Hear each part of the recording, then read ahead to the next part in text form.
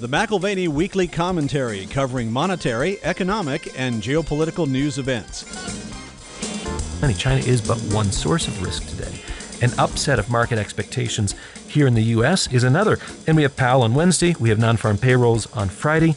Likely the rate goes higher in terms of the unemployment rate. Not by much, but it might suggest a directional shift. And if the directional shift is in, then we have seen the best, and that is behind us. Now here are Kevin Orrick and David McAlvany. Welcome to the McAlvany Weekly Commentary. I'm Kevin Orrick along with David McAlvany. All my life, the price of oil has been a measure of something. I remember going to San Francisco back in the 1980s. A broker hired one of us to go out. I got to be the guy to talk about the price of gold. But what he was actually doing was he was doing an analysis on how gold ties to the movement of the price of oil. And my only role was to talk about the gold side, and then he had oil guys come in and talk about the oil side. But it is interesting, Dave, because if you look at the price right now of oil, it doesn't seem to be pointing to a lot of the things that I see in the news. No, it's not a catastrophe in the making. Of course, events keep on ratcheting up and tensions are ratcheting up in the Middle East, so this could change in the next 20 minutes. But we look at one thing to get a perspective on something else. You want to understand inflation, you look at the Big Mac Index. Today, if you go to McDonald's, you can get an Egg McMuffin for $7.29. Used to be $2 for $2. Yeah. And so you say, well, I don't know where inflation is because the folks at the Bureau of Labor Statistics have all kinds of games that they play. But I can tell you the Egg McMuffin just slapped me in the face. You know, whether it's the McMuffin or the Big Mac, you look at one thing to get a bead or read on something else. In the case of the stock market, risk concerning World War III, or downgrade that a little bit. An expanded regional conflict in the Middle East where interested parties take sides. Right. That's a euphemism. Probabilities are low looking at the oil markets. Oil's a barometer for such things. Equity markets are saying, hey, if oil's not moving higher, if it's not going through the roof, then we can party like it's 1999. But prices are higher by a bit. I mean, oil is rising. And this month is where it's begun to gain some traction, of course, as things have deteriorated in the Middle East. And we've got some things happening in the Red Sea, and oil is the barometer, right? So 8% higher from the beginning of the year. And that has not been enough of a move to scare out the equity speculators. They're still willing to play freely with their leveraged positions. So there is some concern. And as we've witnessed in equities, these mild trends, whether it's up or down, they can feed on themselves. So this 8% move, could it become like what we've seen with an equity rally? Feeding on itself as you have sort of a short covering frenzy. Well, let's talk about that a little bit, because when you have people who are betting on the downside of the market, that's called a short. And if the market goes up, like in the case even of oil, 8%, there is a point where those shorts have to go in and cover and buy. And it's like a feedback loop on an amplifier, isn't it? Yeah, it is. It's really interesting because behind the scenes, Sunday to Tuesday of this week, we've had massive sort of behind the scenes selling of West Texas Intermediate. And there is something strange going on, call it a price manipulation, but there is a will to see prices lower. To contrast that with what we see coming from the Saudis, where they basically said, no, we're not going to increase production as we told you we were. We're not going to supply more to the market, which would, in essence, suppress the price, bring the price lower. But do you think it's politics? Do you think somebody, for political reasons, is wanting to keep oil very, very low for the election year? It's an election year, and the Saudis just communicated very soundly and clearly that they're not interested in supporting the administration's win. That, in essence, you can accommodate, and they're not willing to. So you've got other things in the mix, of course, and I think as you look at the really smart oil traders, they will, as soon as you have a reason for it to break considerably higher, they'll jump on board with that. Ultimately, price reflects the balance of supply and demand, and the U.S. supplies continue to increase. It may be gradual, but we're pressing 13.3 million barrels per day, still rising. OPEC supplies, they've dialed them back, of course, but they're capable of increasing that by at least 4.5 million barrels per day if desired. And so I think you look at the potential supply constraints or the disruptions, and I think the oil trader says, yeah, we probably have enough excess capacity to not worry about it at this point. Traders are not in a panic. In fact, estimates of spare capacity vary. On the low side, it's 1.8 million barrels oil per day, as high as 6.5 million. So 1.8 to 6.5. That's a pretty wide spread on a daily basis. And the truth's probably closer to the middle. You think about Saudi Arabia alone, they've got quite a bit of spare capacity. They're producing 9 million barrels per day, and they could max that out at about 13.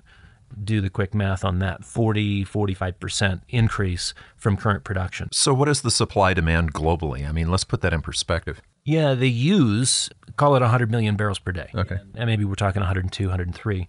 That's demand and supply. So you're going to be close, and that's where your price comes from. It's pretty well in balance. Yeah. But you can see, like, if you're using 101 million barrels per day and you're supplying 101 million, a shift of a few million barrels in either demand or supply is what at the margins drives the price directionally. So one has to assume steady production from the U.S. in order to keep a lid on prices. And of course, you also have to assume sort of the generosity from OPEC Plus. And that's where you're saying, no, they're not willing to oversupply the market to suppress the price. They don't mind it inching a little higher. You know, in the past, you've brought up the non-confirmation of the transportation index in the stock market and how if transports are dropping or not confirming and the rest of the equities are rising, that's a non-confirmation. And you have this thing with oil and gold, too. And I learned a lot, actually, when I went to San Francisco. I was sort of a youngin' at that time. Don, your dad said, hey, can you go give this talk? I don't have the time. So they didn't hire me to do that because I was an expert at that time. But I remember going and I really learned a lot about the oil side of things. And oil does track oftentimes with gold. So I want to shift to gold for a second because gold is really stubborn right now above 2,000, Dave. It has been stubborn. And before we move on past that theme of you look at one thing to tell you something or getting an indication of something that's actually happening elsewhere, that issue of the non-confirmation between the transports and the industrials, you can begin to see how important it is. It's not just a number. It's not just a chart. There's actually stuff that's happening. So the fact that UPS this week lays off, 12,000 employees, and volumes in freight, if you're looking at that from the beginning of the year to present. That's railway We're seeing freight. a decline in rail freight. Yeah. That's telling you something. It's like the glowing report from China that the economy is doing well, and yet they're using half the electricity they once were.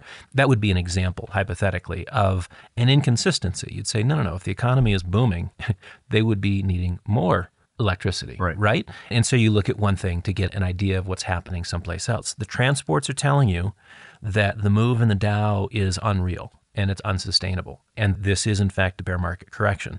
Volumes in freight being down, they're telling you something. Ask one of those 12,000 UPS employees as well. Right. Yeah. I mean, if the economy is booming, and again, this is an extraordinary period of time. We just last week had the 3.3% number for GDP, the revisions for Q3 to 4.9. And it's all very interesting, except that what we're really talking about is playing with debt instruments. We're not talking about actually increasing the productive capacity of the U.S. This is not a return of strength. It's like an increase in the tap on sugar or some external stimulant. Morgan just did the math on that, Dave, and he was talking about how, our GDP seems like it's booming, but for every dollar in gain of GDP, we're spending $1.55 in deficit spending. That's right. So $329 billion in growth, but it took $510 billion in debt to produce it. It's not good math. Right. It's not healthy math. And so you can be cheery about the headline 3.3% GDP growth, but you should be aware that freight's coming down. Last week, we talked about the leading economic indicators, 21st time in a row. It's only been 22 times in a row where we've seen that number move lower. And of course, you're talking about great financial crisis timeframes for that kind of stuff. Here we are. Economy seems to be soaring. Not everything adds up. But you're having to spend a lot of money to make it look like it's soaring. And that's deficit. We're going to have some interesting insights, maybe a flinch moment. We'll look to see if Powell blinks on Wednesday. He's got the meeting on Wednesday. We get non-farm payrolls on Friday. Two very interesting sort of event-driven things that could add some excitement to the markets. But you asked about gold. I'd say there's some truth in the messaging found on a cross-asset basis. Gold tells a story. It tells a story about policy credibility. It tells a story about growing concerns over counterparty risk. And we have had the opportunity for gold to break down in price, and it's held stubbornly above 2,000. Certainly, it could still break down below that number. But in the extreme, if the world is soon to end, that's when gold is telling you something. And I'm not suggesting that the world is about to end. I'm just saying that when you see a spike in price, that sort of knee-jerk the move 4 higher. Gs. Remember the 4 Gs? Yeah. God, guns, gold, and groceries. Exactly. Yeah. So gold moves higher, guns start flying off the shelves, and groceries are hoarded. So again, sort of cross-asset class signals can mean something. They can mean many things.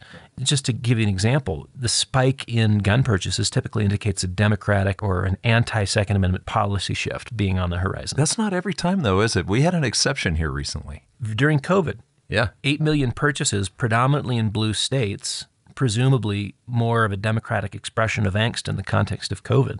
And maybe that's what Democrats do, on the edge of the zombie apocalypse. They say, I don't know. But again, it told you something, but not necessarily what it usually did. So, Well, groceries are still expensive. I mean, they tell us inflation's coming under wraps, but that's not the case at the grocery store. CPI has been more accommodative. It's come down. But you're right, grocery prices remain stuck in aggregate 25% higher than they were pre-COVID. And that's at a minimum. You can find some things that are up 100% and some things that are only up 10%. And of course, when it comes to groceries, you can see the price of guns go up because of demand. You can see the price of gold go up because of demand. An increase in the price of groceries is less of a function of increased demand or of hoarding and more a function of ingredient costs and inflation being passed along to the consumer because the production side is more expensive. My daughter's doing a science experiment where she has to see how quickly bacteria grows on bread under various conditions, in cold, in hot, in a sealed bag, in the open. And so she asked me to go buy a cheap loaf of bread. And I thought, okay, well, great. Cheapest I know of is Wonder Bread. Right. That used to be 3 for $1, I think, something like that. Yeah, well, a loaf of Wonder Bread at our local store, not on sale last week, $4.29. No, that's terrible. No, we're talking about Wonder Bread. Seriously. There's no nutrition in Wonder Bread. This is not ciabatta. This is not focaccia. This is not a baguette. Ezekiel this is not bread. A ficelle. Yeah, it's not. It's Wonder Bread. It's like angel food cake, except for without the sugar. I know. Angel food cake, you feel good because, you've got the sugar rush. That's right. I think you'd probably be better off from a nutritional standpoint eating dirt. Yeah. But anyway, I can't believe bacteria would grow in it. But well, anyway. Interestingly enough, in her first round, there's been no bacteria growing on it. And it makes me think, okay, maybe Wonder Bread is like the new Twinkie. You can put it on a shelf and it lasts forever, forever. So we don't have any deflation. I mean, if groceries are 25% higher still than they were before COVID, we haven't seen the deflation. Well, and I've said this before, but inflation dropping does not mean deflation. Right. Inflation dropping does not mean prices are returning to their old price levels. It means that the rate of increase is slowing. And so the inflation retreating is a little bit more like a triage doc. Doctors who are getting the bleeding under control. Has it stopped yet? In the case of inflation, no. No, get the mop. It's just not hemorrhaging anymore. Yeah, right. So the consumer is still in that sort of angsty place because of that. And this is really interesting, not just globally. It's fascinating. Yeah, you talk about a challenge to incumbents. As long as you keep prices down, if you can get prices down, like you said, with West Texas Intermediate crude, I mean, get that price down and make people look past the gas station, make sure that they're paying less than $3 a gallon. It certainly does help the incumbent, but that doesn't take care of the rest of inflation, does it? Well, back to oil and sort of cross asset class signaling. You've got Greg Abbott picked a fight with the D.C. federal government over what he categorizes as an invasion over the southern border. Which is what it is, yeah. Judging by prominent sanctuary cities, including Chicago, now exploring an end to being a sanctuary city. This is the consequence of being a free destination for illegal immigrants, and they can't afford it. They're saying, we don't have the money. We can't continue to pay for the social services that we have for our people, let alone expand the number of people that we're serving. And Abbott is standing up to that. He's speaking truth right now. Strong language from Abbott, but there is a helpful data point. You had the Obama administration, which admitted that 1,000 immigrants per day was enough to break the system, which is super fascinating because now what they're talking about in D.C. is a minimally improved system from then to now, but we're supposed to process 4,999 per day, okay? And again, this is according to the border agreement that's on the table this week. That sums to around 1.8 million people per year, just a little bit more than that. And so, yeah, the system is breaking, and your best evidence of that is that blue states facing budget crises are unable to deal with the immigrant influx.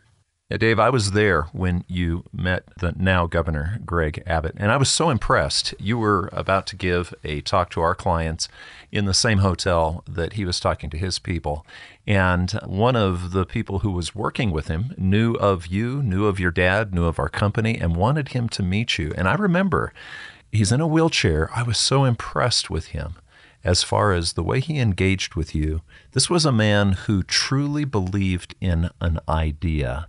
And it wasn't politics, it was an idea.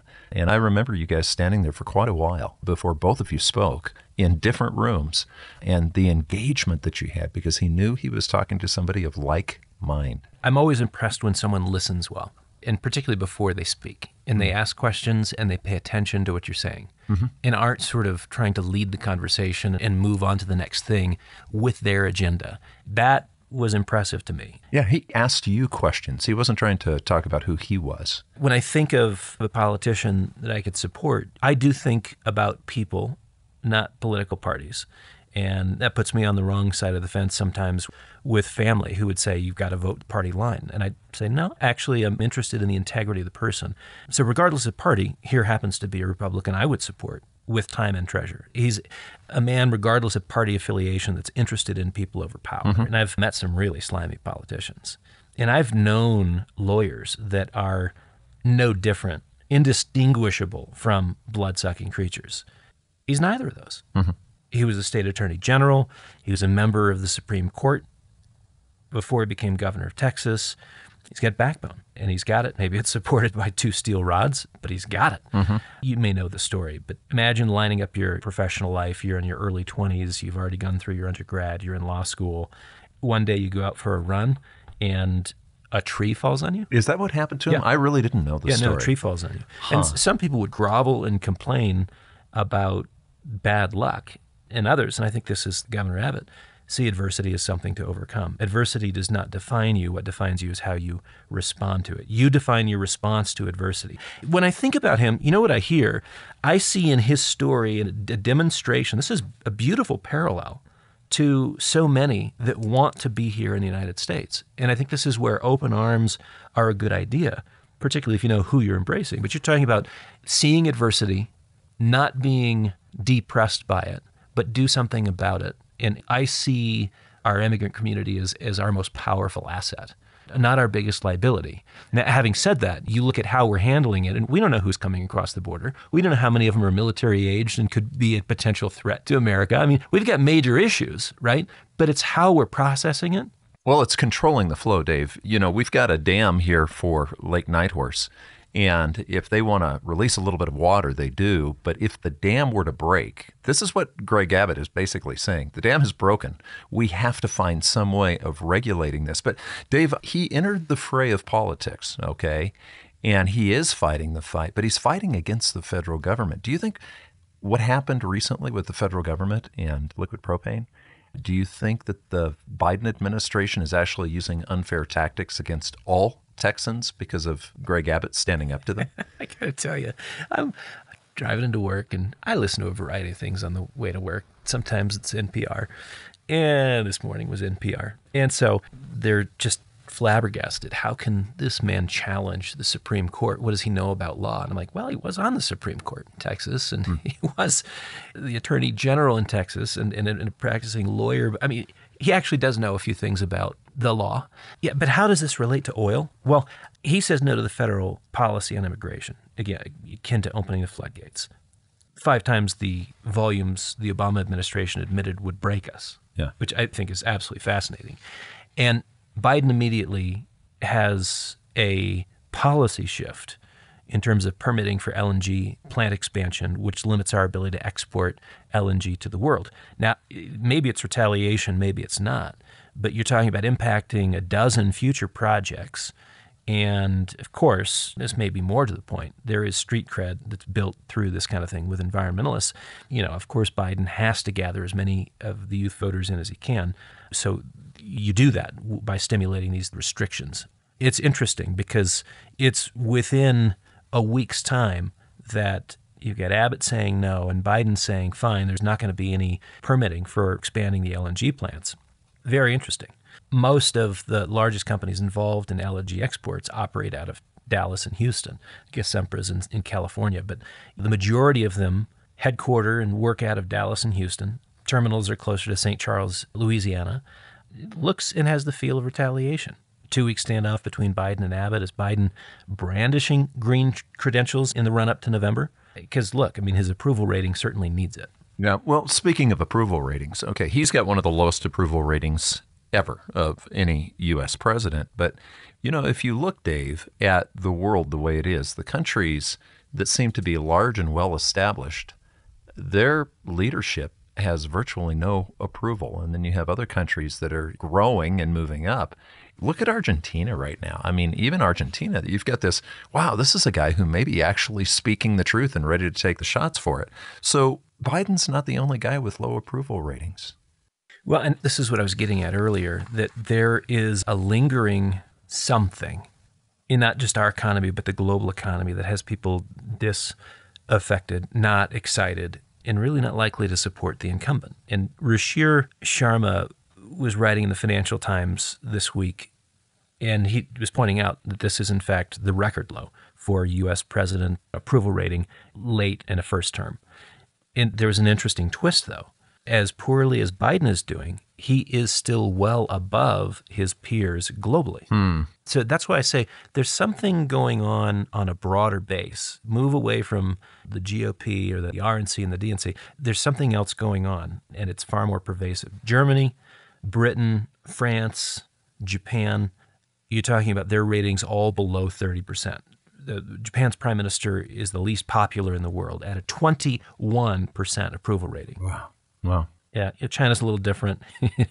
They're not. You're not allowed to say. Yeah, well, You're truly not allowed to say. If you don't like it, if you don't like something, you just carry a blank poster with nothing on it. That's the only way you can speak your mind, because to speak out or to actually have a poster board with content on it, now, wow, CCTV gotcha. It's time for the re-education camp. The ones that I mentioned, Britain, Germany, France, Japan, you're talking about developed economies. And in developing economies, you see something different. The polls in developing economies are mostly above 50% in terms of presidential approval rating.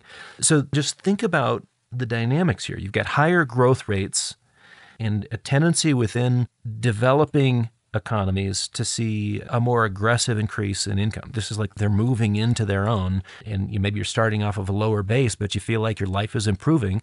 And from one year to the next, maybe you've got some inflation, but you've got a lot of other things that are growing around you. So what do you think's the difference between the growing or the developing countries and the ones that have developed and maybe now stagnating? Yeah, I think it's important because it raises the question of just how impactful being an incumbent is in the developed world. And this is one of the things that Sharma talks about in his article. As recently as the early 2000s, incumbents won 70% of re-elections.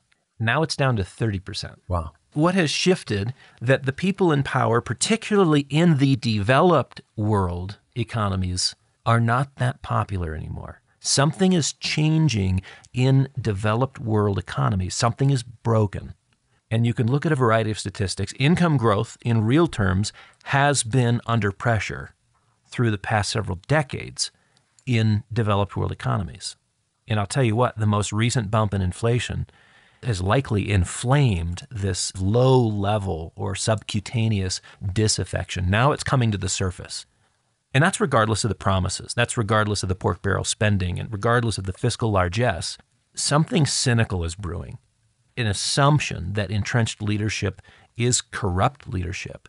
And frankly, there's some evidence of that in certain cases. And in others, I think it's not corruption. It's just an economic hardship, which, is wanting to express itself in the form of blame. So when the polls come around, when the election comes and the ballot box is out there, isn't it interesting that as early as the 2000s, incumbents won 70% of re-elections? Now it's down to 30%. That's amazing, because you always wanted to be the incumbent because that was an advantage. You had momentum. So let me restate this. There is a contrast right now between economies that are experiencing growth and those whose growth dynamics are in atrophy. Yeah, developing world economies, your presidential approval ratings are all over 50%. And in developed world, the old economies, which have a lot of the wealth, granted the growth is stagnating. There's a lot of wealth, but the growth is stagnating. And if you look at sort of the divide between rich and poor, if there's growth that's stagnating, then those who have are just fine and those who have not are going to feel the pressure at the margins, particularly when things like inflation are introduced into the equation. So, you've got the thin dime getting thinner, and so do the social tolerances for incumbent politicians. There's a thinning out of tolerances. So we talked about the politics of keeping oil low, and then we've also talked about the stubbornness of gold being high. Now, what's interesting about gold, Dave, is rarely ever is gold a greed play. You talk about the difference between greed and fear. Gold is usually played not like, let's say, a cryptocurrency play, which would be more greed-oriented. Gold is typically purchased on the fear side or the concern side. Do you think that's what's holding gold up right now? It's interesting because gold is typically also in the dumps when stocks are reaching all-time highs. So I think there's a wide audience of people who look at gold and say, it speaks for itself. In a world full of potential missteps and policy mistakes, you should probably own some. And that's in spite of NVIDIA being at a $1.5 trillion market cap and the FANGs having done exceptionally well this last year, getting to new all-time highs. We'll see if their forward guidance is... Isn't that interesting? We've got forward guidance from some of the big tech companies this week. We also have forward guidance from Powell. And if the forward guidance is weak from any of them, maybe everyone looks around and has this moment of like, well, I thought it was going to grow infinitely. And if it's not, maybe I should take some profits. Well, there's not a lot of room. That's the way these markets work, is it's like a 6-lane freeway getting in, and it's like a goat trail through the mountains getting out. It's volume constrained, and that's why you've got price drama on the downside. When people start liquidating, you assume that there's someone there to buy it. And that's any asset price seeking the bid and hitting the bid and continuing to drop from there. Your point on gold, I think, is really important because this idea of gold being sort of stubbornly at elevated prices within $50, $100 of its all-time high, while stocks are also at their all-time high, the world is full of intelligent investors, and they're judging things constantly. They're looking at what's happening in the Middle East, and they're saying, yeah, no reason to panic quite yet. But you'll know when we do panic because the price of oil will go sky high. You'll know when our concerns about World War III are palpable, when it becomes existential, because the price of oil will pop. In gold, too, the stubbornness above 2,000 is telling you that there's a lot of investors that don't like the backdrop, even if they are enjoying the upside. And so that's upside in other asset classes. So a shift to gold. Gold is an expression of fear, probably more than greed. Oil may reflect demand dynamics tied to the global economy, or supply dynamics tied to OPEC, or tied to U.S. production, or tied to temporary delivery constraints. Again, and that's where like the Middle East features prominently. You get an event-driven pop in the price because they're like, no, supply is not going to be coming on the time frame that we need it. Gold is more of a pure play on concerns. And so there is a relationship to oil where if there's something that's disruptive, you're going to see it priced in very quickly. The concerns for gold, central bank concerns are there over kind of the coercive, hegemonic U.S. dollar system and wanting to deal with it, to negotiate a way around it, to hedge against it. You've got investor concerns over stability. Is that stability in the equity markets or the bond markets or the currency markets? Is it political stability? Is it geopolitical stability? Is it looking particularly at peace or inflation or counterparty risk? All of these things are concerns that drive investors to look at and consider gold. But there are investors, there's this group, okay, that are managed money guys. And I would say that would be the greed element. You know, the COT, Commitment of Traders Report, that's something that you watch because that's an element that can buy and sell. They don't care whether it goes up or down, or they don't really care what they're playing in. They just want to make sure that it's going up or down and they're on the right side of the trade. Well, again, you get a bead on one thing by looking at something else. My wife came out, visited when I lived in Idaho. My brother-in-law and I ran a restaurant 25 years ago, 30 years ago? I don't even remember, in the late 90s. And we had dated for a couple of years, written back and forth, but she needed to know who I was. And she knew that if she was looking at my sister and looking at my brother-in-law and spending time with me, and we're all in the room, she'd have a good idea of if this is really who I was. So she was looking at them to figure me out. Does that make sense? Like, was I authentic? Was I true to who I had presented myself to be? How do you look in context of other things? That's right. That's exactly right. Yeah. And so we talk about the COTs, and they are something that we look at to tell us about something else. The reality is the constituents in the COTs are of a particular type. When you're buying a futures contract, it serves a purpose. And it's different than somebody who buys bars. You know, I think of two investors in particular that we've worked with through time. A Frenchman who wanted only kilo bars, particular serial numbers, the serial numbers in a particular exact sequence, not disturbed. They need to be in the exact same sequence, stored in a safe on the East Coast, that safe inside a double vault. The particularities, this is a guy who wanted to eliminate all forms of risk. That's different than somebody who's playing in the futures market and is willing to go long futures contracts on a 5-to-1 leverage basis. Yeah. Or short. Or short. Yeah. And so we look at the COT reports to tell us about something else. And we talked about the COT reports not being particularly positive for gold at the present time.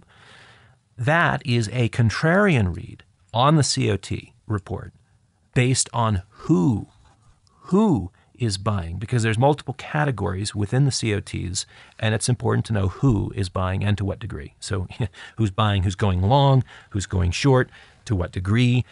When speculators, and getting specific to sort of subcategories here, managed money in particular, managed money in the COT reports encompasses the speculative community, encompasses the hedge fund crowd.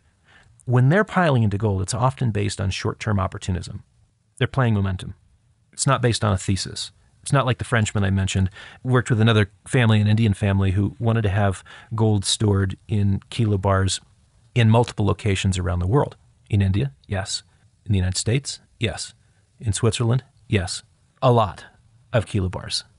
That's a different investor than someone who's investing on the basis of short-term opportunism. This is someone who has a thesis. And there's a lot of them in the room right now. And usually when a lot of the momentum players enter the room, it's a good time for you to leave. Oh, I thought you meant the two of us, a lot of us in the room. We do have a thesis. There's a lot of us. No, you're right. So back to the point. Momentum players, when they're absent from the COT reports, we're encouraged because of how fickle they can be. When investors, however, on the other hand, different than the momentum players, the managed money crowd, the hedge fund crowd, when investors are building positions, not on the basis of momentum, but on the basis of a broader thesis, there is an uptrend that's far more stable. And of course, managed money may step in and exaggerate that trend. But what we've seen in the last 3-4 weeks is that managed money has gone from being really enthusiastic, taking the price to $21.50, they're kind of bored. That's good, isn't it? I mean, they're leaving the room. They're growing bored with the precious metals, which is a positive development. And instead of a correction down in price, we're seeing a correction sideways over a longer period of time. And that's to keep in mind, corrections in any asset class fall into those two categories. It either happens over time or it happens via price. Maybe we have more price correction ahead of us. But slowly, through time, the correction is occurring. It's weeding out the fickle opportunists in favor of the stronger hands and longer-term orientation of central banks and investors that see something brewing that they don't like. And again, you might say, well, why hasn't the price collapsed? We've got the dollar, which is resurgent to the upside. We've got an equity market, which is incredibly strong. We've got oil down. And we're getting ready to go into the next growth phase. And in fact, we're talking about all the QT and all of the financial market tightening, which the Fed put into place. It's all going to go away. Why would there be interest in gold? Well, you look at the context, and there's good reason to be there. There's myriad risks, right? Myriad risks to the financial market exist. Myriad risks to a peaceful global coexistence are proliferating. The debt is unsustainable in the long run, right? Myriad fiscal risks on the debt side. The fiscal risks are multiplying. They are unsustainable debts. They are not manageable in a higher interest rate environment. That's the catch-22. So could it be gold above 2,000 is actually a correction? Well, it's a possibility. The price of gold has averaged over $2,000 an ounce for nearly 12 weeks. A couple of those weeks it dipped lower, but again, an average over the last 12 weeks, it's higher. And the drama of the mid-December move to $21.50, it's been tempered. It's been tempered by the time spent moving sideways. I can make a case for lower prices, but as time goes by, the probability of a price decline diminishes, and the probability of another test on the upside increases. We come back to this number. It's not a magic number. It just happens to be the point which has been sort of the glass ceiling on the price of gold for 12 years. You close above 2,100 per ounce. We're in a new landscape altogether. COTs are changing constantly, and we get a weekly number which is reported just once a week. So if you look back at what's happened over the last few weeks, it's been constructive. But I remain cautious. I remain cautious due to the metal's ordinary seasonality. And again, you said it earlier, on the one hand, but on the other hand. Right. But there are factors which are truly extraordinary. So on the one hand, we have seasonality. On the other hand, the COTs are improving over time. On the other, China's in this crazy, extraordinary place where they look a lot more like Japan at the end of a long run of success. The dream of the Chinese economy surpassing the U.S. economy. It looks sillier by the day, but that was the talk even 24 months ago, certainly prior to COVID. Now they're having to intervene just to keep things looking like they're working. China's required over $400 billion in interventions in the last week to stabilize the equity market. That's almost $500 billion. Right? That's amazing. We're talking about the reduction in reserve requirements that created the equivalent of $140 billion in liquidity into the banking system, so liquidity in that form, and then nearly $280 billion in direct market interventions. Then you've got the prohibition of Chinese insurance companies from selling equities at all. They are fat to the gills, filled to the gills with equities in their portfolios. And you can't sell them. No, the CCP has said you're not allowed to sell. In the U.S., we call those sort of macro-prudential tools. Yeah. Whatever. I mean, it sounds really good. But that's what they're trying to manage chaos with and through. All these measures, and they're a combination of political measures and financial measures. Well, commonality over time is that they're becoming more and more muscular. I'm just mentioning them as one of many. China is but one source of risk today. An upset of market expectations here in the U.S. is another. And we have Powell on Wednesday. We have non-farm payrolls on Friday.